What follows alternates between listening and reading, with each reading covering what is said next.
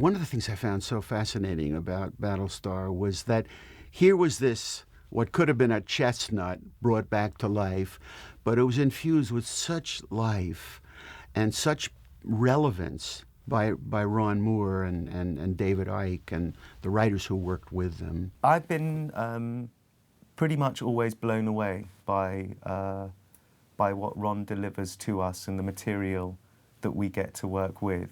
Conspiracy.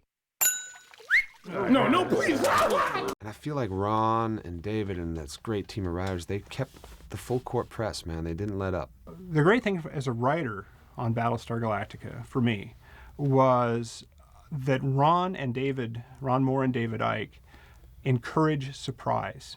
They want to be surprised when they read a script. Monarchy. Blah, blah, blah, blah, blah. They are the best kind of two-headed monster, those two. They, it sounds hokey, they complete each other. But they do, they work, they're a great partnership. David and Ron complement each other because they are actually, you know, very different social creatures. But in my book, or my estimation, what I think, David is unbelievably quick. Ron Moore's got a seriously good apex. Yeah, he's a brilliant guy. Foul language. Oh, crap. Battlestar would not be what it is today without David and Ron. Those two, they picked the people that they wanted. We told the story in the best of the way that we could, and then they edited it to make it better. He's very shy. You know, he's not demonstrative, he's not larger than life. I mean, I expected, like, I don't know what I expected. Like a great science fiction writer, I expected him to be about 20 years older, have a beard. He does have a beard. He does have a beard, but it's not white. It should be white. Talent show. Wow. I'm not even looking. I think Ron Moore did an extraordinary thing of actually taking that core story and really having the courage to go into it. And I take my hat off to the Syfy Channel because they also had the courage to support him and going into that edgy, very provocative direction. David Icke, he was there from the beginning. I owe it all to him and to his wife, apparently, Jenny, who cast me. There's a little tidbit. David who? David Icke. David Icke. Smart. Fast. He was so key to the, particularly in the first 2 seasons, to the vision of the show and to keeping it on track and keeping everybody happy. David Icke's never worn turquoise. In fact, he dresses like an old man with ill-fitting jeans. I think we should rewrite it. Oh my God. And it was because of them, their openness, their creativity, their imagination, everything they brought to the table, their savviness, but at the same time, they didn't just try to say, we're gonna do it, we're at the top, it's our show, and you be quiet. You know, we would all say our bit, and they would, you know, nod or give you the hammer. Out. David's a very good friend of mine, so I can be rude about him. Yeah, you can. We both root for the Dallas Cowboys. He drinks a lot. Does he? Yeah, he holds it together better than I do. But why would Where's my check? I don't know. Gracias. You can't praise Ron Moore and David Icke enough for creating the ensemble that they did. It all starts at the top. It starts with Ron, and he had such a clear idea of what he wanted, or if he didn't, he fooled all of us into finding it with him.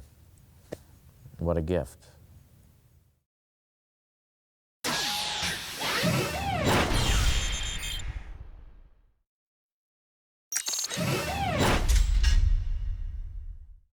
Well, the treatment or the manifesto or whatever, you know, it's been called various things, was it was really never intended to go to the actors. It was written originally as a sales document for the network, and David Icke, it was his idea to do it.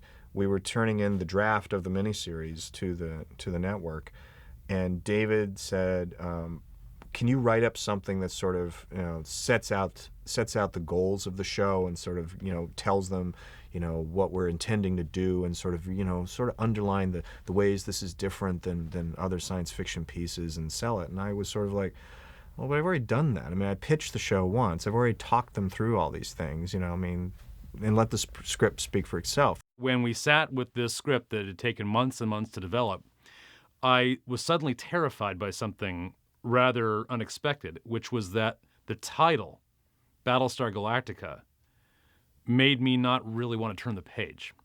And I thought, this is potentially disastrous. We've got this magnificent document, this compelling, adult, terrifying, visceral, allegorical piece of science fiction in the truest sense of the word, science fiction in the sense of the word that it had sort of been invented to operate which is as an allegory for our times. And yet no one's going to know any of that, because the people who we really want to get excited about this, the director we hire, the actors we hire, are going to see Battlestar Galactica and look at their agent and go, are you kidding me? So when Battlestar came up, I was not going to read it. And my wife was sitting at the table where we were doing some signing at this book festival, and she opened the script and read 3 pages that Ron Moore wrote at the beginning of the script, like a prologue of what the intention was of the show. He banged out this totally captivating document that basically said, don't let the title fool you. That basically said, yes, we know it's called Battlestar Galactica. Moreover, yes, we know it's science fiction. But here's what we intend to do. Here's why it's going to upend your expectations. Here's why it's going to yank the rug out from under what you think it's going to be. I didn't know until much later that because it was at the front of the script that got sent to the network, when it got copied, it just kept getting copied. And so it was then on the front of the script that was sent to the actors as well. Ron did write a manifesto saying he was going to reinvent space opera before Eddie got involved. And that's why Eddie took notice, was because of those first 2 pages on the script, which I also read, saying that what he was not going to do, make, you know, space opera. It was about, you know, making real documentaries, political stories, social stories in space, in a real world that everyone could understand. Our show is first and foremost a drama. It is about people, real people that the audience can identify with and become engaged with. It is not a show about hardware or bizarre alien cultures. It is a show about us. It is an allegory for our society, our own people, and should be immediately recognizable to any member of the society. You know, and I think that was really, really important to me, that we weren't going to run into alien cultures, we weren't going to run into other spaceships, we weren't going to do bumpy-headed aliens, and we were going to wipe every one of those cliches off the board that we possibly could. And I have to tell you, Ron did something that it was manipulative in the way it was done, because he was really informing you how to read the material, how to look at the material, how to feel about the material. So he was really manipulating you, the reader, with these 3 pages. Once you read the 3 pages and you turned to the first page, the whole script changed. It wasn't Battlestar anymore. It became a story of the end of human civilization. I remember when the first time I met Eddie, and we were sitting down to talk about the character, and he started talking about that, the manifesto. He was like, that thing, you know, it was really profound, and it really made me really see what you're doing. And I was like, I didn't know what he was talking about. I was like, the manifesto, the what? And I kind of looked at David, and I think David kind of like, I don't know what he's talking about. It took us like a few minutes, and then realized, oh, he read that sales thing that we put up. I was more gratified than ever when Edward James Olmos came in for his first meeting and said, were it not for that document, I never would have read it. And I remember after Eddie left, talking to David, like, did the actors get that? And he was like, I didn't think the actors got that. I guess they did. And we were like, well, I guess it's all right. You know, I didn't realize it was going out to actors. So, but that's how it came about.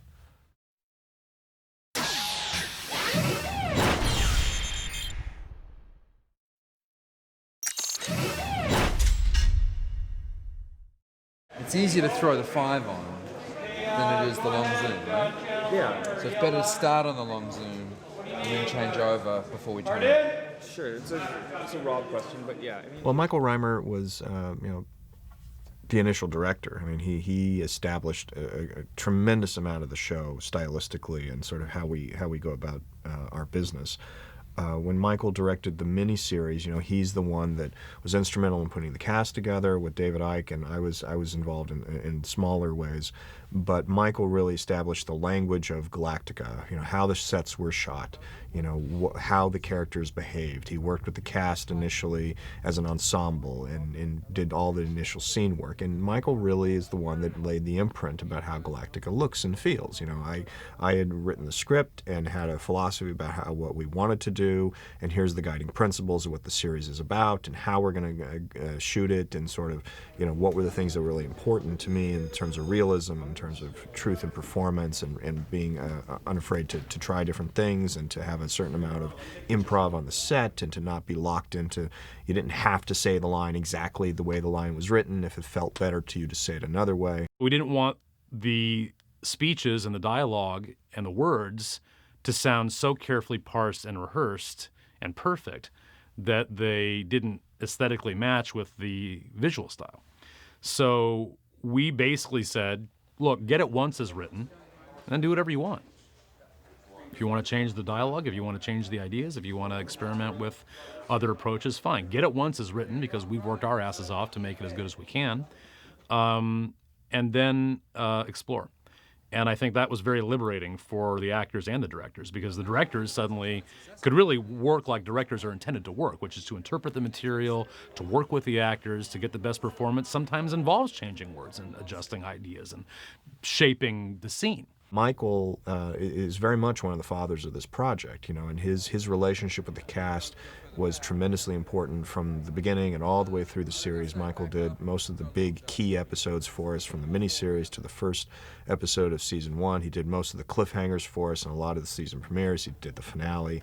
It really, the show is really a reflection of Michael's directorial vision. And after he set the template in the miniseries, then it was about keeping us in that groove. So take your time, right? This is a sort of, where are we? Fuck, we're on Earth. Oh, who's that? Okay. No hurry.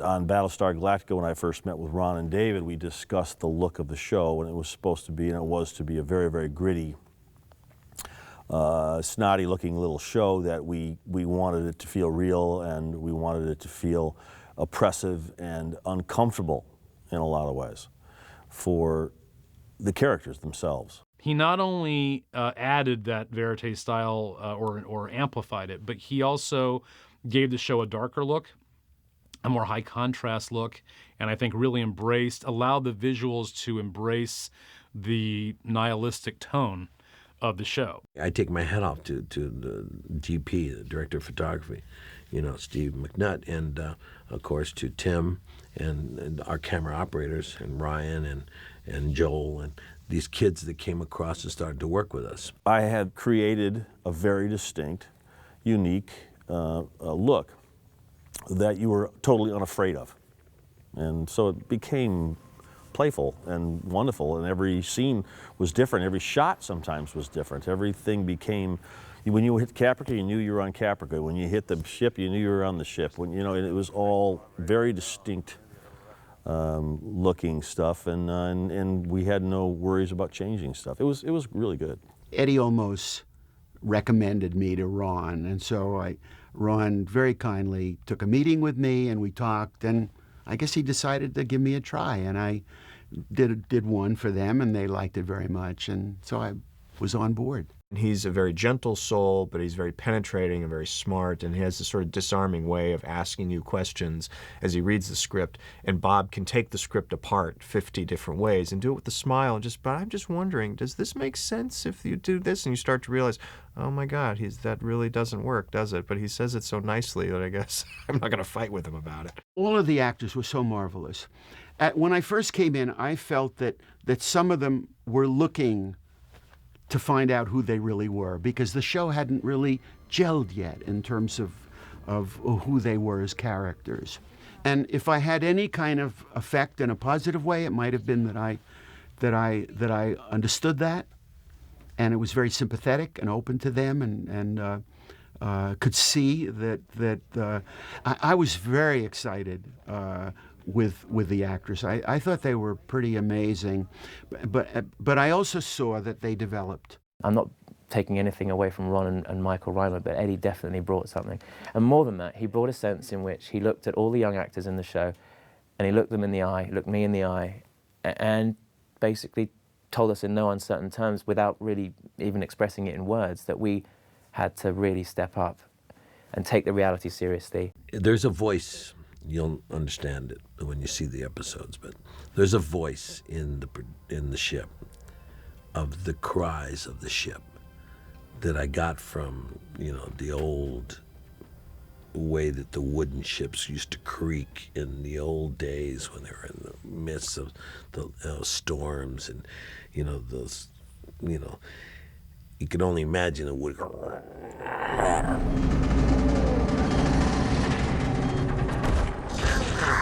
And so it became this cry of the ship that from the moment you enter into the scene, the episode, to the time you leave, the ship is crying. As we went forward, then other directors, as much freedom as we tried to give them, we were all moving towards trying to get back to what Michael had done and Michael had set up, and the cast, liked to work in that way, and so he really imprinted the show with a certain style and a certain visual look and a certain way of storytelling that we maintained all the way to the very end.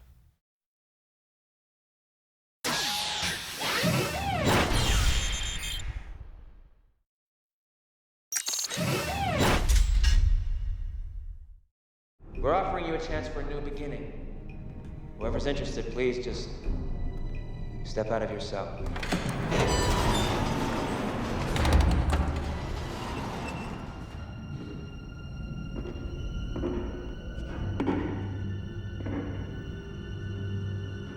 Thank you for your offer.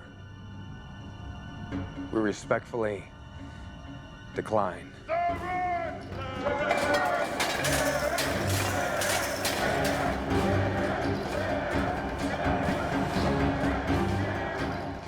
I actually produced the 25th Battlestar Galactica anniversary convention, and I invited Ron Moore against the wishes of the fans of the original show, because everybody was very pissed off, to put it mildly, that they were not going to do a continuation of Battlestar Galactica, along with me, who was very upset as well.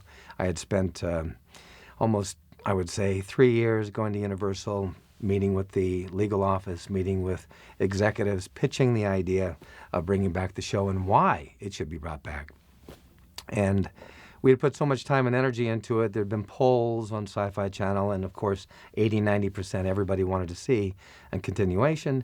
And I hate to say it, most remakes are, let's say, they suck. Ron had gotten to know him prior to the series order. In the aftermath of our miniseries production, Ron had attended a convention that Richard was at and experienced some of the vitriol of his fan base. From that meeting, he invited me to come on board and explore a possibility of coming on the show and doing something. And I said, for the first time, I got a little, what's the word? I was willing to say yes. When Ron first mentioned that Richard was going to get involved, my initial thing that it was a bad idea, because I felt it was too early to play those meta television sort of nudge and a wink games. He agreed to do it, and that surprised us, I think, in a good way, because we thought, well, this in a way will be, a show of support for the show, so maybe some of the fans of the original or of his approach to a remake would give our show a chance, but also we liked the change-up. I didn't feel that I had established the character, it was the third episode, I think, of the first season, enough to sort of go there, and I was worried, because Richard was out for blood at that time. He didn't like what we represented. He didn't like our show, if I believed everything that I read. I'd never met the man before. So I was very nervous about meeting him. I thought, I did. I felt slightly threatened. In sci-fi history, I think there's never been a classic brought back like this that was able to get over the hump of fan resentment when they changed so many things about a core story that people love. I was very, very anxious when I met him. first things first, I used to watch Battlestar. I loved it as a kid. I was very young. I was, 4 or 5 years old. But, I was there with Richard and Dirk and running across space, and it was part of my childhood. So there was that element too, that you're slightly spooked by meeting someone that's, like a ghost from the past. People tend to think that acting is just about faking it or make-believing, doing it well, but it's all faking and make-believe. But they don't realize that they're really good actors, whatever their approach. They tend to get emotionally involved in their characters. They get connected on a very deep level. And many times what happens to the character they take personally. You can feel it. And also because the show deals with morally conflicting situations, morally ambiguous situations, where we as people, as characters, are having to explore our dark side. And I have to tell you, it is not easy. So this is a conversation about extortion? No. About law and order. But you can call it what you want. You see, I believe that you would walk happily to the gallows. Or languish in the cell for the rest of your life. If you could do it as a martyr to your cause. I think his political realities might have been far more real and genuine because they weren't candy-coated. He didn't need to play games. He didn't need, he saw what not doing the right thing, the price that you can pay. It's been interesting to see people online who really get involved in sort of debating the issues of liberty and freedom and, what is the show saying and, what is the show's political point of view. Ron's very clever, and, if you're going to get an old character and a new character together in an interesting sort of, it's a clash, really. Make them celebrate that clash. A benevolent tyrant's exactly what you need. No. A tyrant craves power for its own sake. And all Laura wants is to save us all. Trust me. Better yet, trust yourself. Because that's what I'm really counting on. That you're not the kind of man who can ignore the truth. I always felt that within the darkness, within the pain, within the anger, within the frustration of Tom Zarek lies a human being who cares. There's light in the darkness. And I wanted to see that with Zarek, whatever his end would be, that we would see that inside of this man, that good man was still alive, still existing, had not died. And Richard is such a lovely man, and we've spoken a lot. I'm fascinated by his experiences shooting the original. He's telling me about how he lived in his trailer on the lot, how he literally never left. They were shooting 6 days and almost 20 hours a day. He lived the role. And then, of course, the next 20 years of his life, he kept up that love affair with the world of Galactica. So for him, he's the longest Galactican around, and it was a great privilege to have him along for the ride for the whole thing. And I thought his performance as Zarek is just fantastic. This show has pushed every button, has forced me to face every fear and insecurity, has made me grow up as a human being, and brought me full circle. The same way Battlestar's come full circle, I, as a human being, have come full circle. I really thank, the powers that be for giving me the opportunity to be on such a wonderful, incredible, not just entertainment, but a show that actually has a purpose and a meaning and has something to say to the world.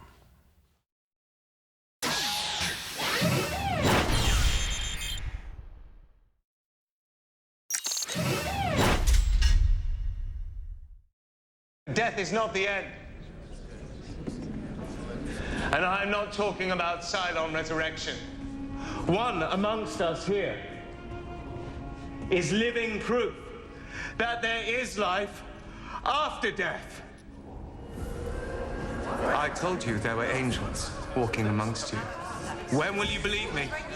The religion in Battlestar Galactica sort of had its own evolution. In the first draft of the script that we sent to the network, Ron had included a line from number 6 that said, "God is love." Once we established that 6 believed in a god, a singular god, and the colonists believed in multiplicity of gods, and you had a monotheism versus polytheism, I was fascinated with sort of the clash of cultures and clash of civilizations. These Cylons evolved past a mechanistic stage and cast themselves in humanity's light, made themselves in the image of humanity.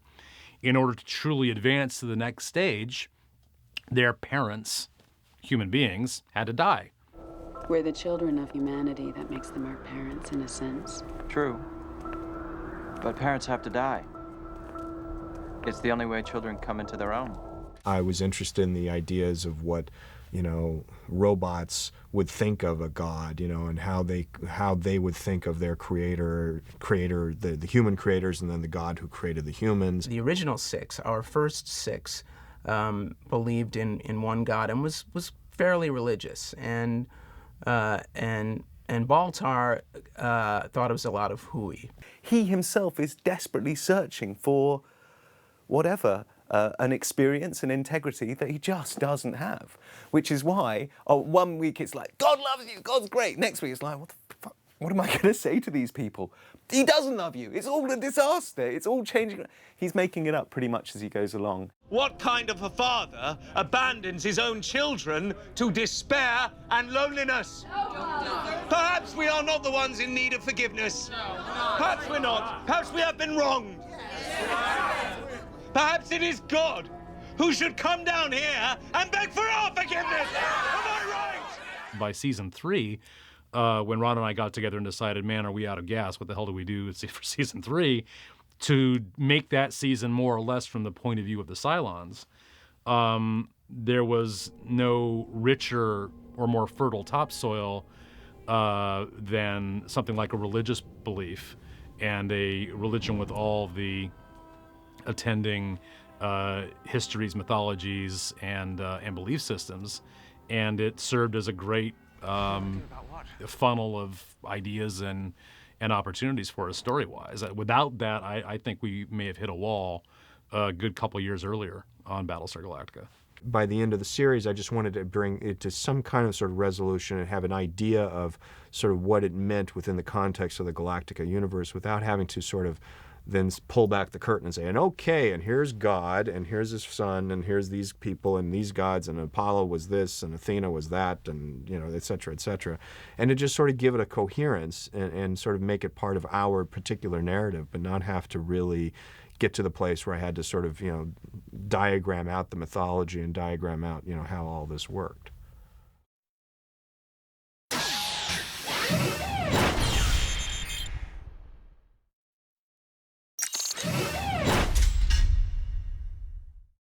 I actually tried to put on an American accent in the first scene that we filmed. I'd done the whole audition process pretty much like this. But when we came to film it, which was several months afterwards, wasn't it? After all Several those, months. A few months afterwards. I'm in costume, I'm sat there in the chair, and I put on, it was like that, really. No one's going to speak like this. There was somebody I was thinking about who I felt was quite conceited, and I wanted to play with that idea. And Michael Ryman, the director, went, what are you doing? I went, well, I've been working on this for months now. The audition was like, last year. Let's go with this. He went, why do you think you got the part? So I called David Icke to say, hey, man, we're about to go back. What have you got in store? Have you got anything you can tell me that I can start getting to work on, checking things out? And he said, well, yeah, Tigh, we're going to have Tigh incarcerated. This I can tell you. And we're thinking of maiming him. I said, maiming him? How do you intend to maim him? He said, well, we haven't really decided. And I said, well, David, you better, as soon as you make up your mind, give me a call, because I can't just go out there. I've got to go and check it out. Like, if whatever you do to me, I have to go and see people and research this, because I can't just, as I said earlier, I can't just limp across the set. You have to pay respect for the people who are suffering these very things. And he says, well, we're thinking of taking out an eye. and I laughed. I think I dropped the phone. I laughed so hard. Pyramid was completely and utterly hypothetical and totally made up. And Pyramid has been the thorn in my side since day one. My very first day my very first day in Vancouver on set, on stage, was not shooting. It was a rehearsal with Katee Sackhoff for this game of Pyramid. We have a big scene in my first episode, in Anders' first episode, where Kara and Anders go on this one-on-one. And man, we shot that scene for 10 hours probably. If you want a little tidbit, if you want a little insight, if this is a little extra on this Blu-ray that you want to know, it was impossible. We suck at it. The game sucks. I never want to play it again. I hated shooting it, but it looked really cool. The legs gotta go. Well, first I called my agent to make sure that there wasn't anything in my contract stipulating, I'd give a real limb. But once they assured me that it was going to be a green screen sort of Peter Pan-like outfit that I would wear under my costume, I thought it was great. It was a vaguely uncomfortable S&M kind of contraption that they laced me into, this sort of brace, which they then, they did sort of get something fitted for me, so it would be sort of comfy, sort of. Time goes by, and I get a very early draft of the first script, and there's Tigh without an eye. So I called David and I said, "Man, what's going on? You've taken out one of my eyes." He said, "Yeah. Well, the last time we talked, I hung up the phone and called Ron Moore and said, 'You're chuffed, you're happy with the idea of taking out an eye.' I said, 'No, I was laughing at the ridiculousness of it.'" So we were all talking in the room. And I said, the only way I can get involved with this, gentleman, is if we walk into the world that Blade Runner opened, and we continue to walk in through that space. And he would just say, if an alien ever walks on board a ship, I'm out of here, I'm gone. The moment I see one four-eyed creature coming at me, I'm going to faint on camera, and I'm off the show. We wouldn't even, have to book his flight. He'd already be on a plane. I'm just going to go, "Ah!" and faint away. And then I'm going to stand up after they cut, and I'm going to walk off the show, and you can say, well, he died of a heart attack, or you can do whatever you want to do. And once we introduced the hybrid into the series, then Eddie shifted it over to, I never want to do a scene with that hybrid, man. That's it. So then it became about, okay, before the series is over, Eddie's going to do a scene with the hybrid. In Blood on the Scales, we had Tyrol, the chief, was on the loose and was crawling through the bowels of the ship. And so we had to construct some sets for him, stuff to crawl through, air ducts and such. And the art department said, "Well, so how big do you want these air ducts?" And I said, "Well, Aaron Douglas, he's kind of a big guy, so we should give him enough room to crawl. But you want to get the feeling of claustrophobia." So I gave them some dimensions, and then somebody who was a real kidder decided to screw with the dimensions, and they made them smaller because we thought it'd be really funny. Not we, not I. They thought it'd be really funny for Tyrol to really, really feel claustrophobic. And so, of course, I got hell from Aaron Douglas, but he had a great time anyway. What people sometimes want me to do is strangle them. Pretend to strangle them, but I really strangle them as hard as I can. Or pretend to punch it, take a little photo and we're gonna pretend to strangle them or something like that. Being beat up by a Cylon. I guess the only thing that was unusual about this show was just getting used to being on a ship. I think the first time I had a scene on the Battlestar was the first time I had to walk through one of those doors, but they don't call them doors in ships in space, they call them hatches. So I had to walk through a hatch, and they have a lip. And so my first entrance on the ship was into the scene. "Madam President? Oh, hello." When I first started, there was this suggestion that maybe I was a Cylon. When they killed me off, I, of course, went up to Ron and said, "Are you sure you're killing me off? Is this a done deal? Am I coming back as a Cylon?" And he assured me absolutely not. One of the things that was so great is being able to share the experience with somebody from home. And we do have a slightly different mindset growing up here than if you do growing up in Canada or the States. And it was just terribly positive and supportive. And we both lived in Vancouver, a strange city, Wonderful city. That we were discovering together. It's strange in the sense of new to us. Yes. Not strange in the sense that they're all strange. Although they are. They are. Boy, those actors love guns. Just put big guns in their hands. They love that stuff. They will, guys, Put the guns down.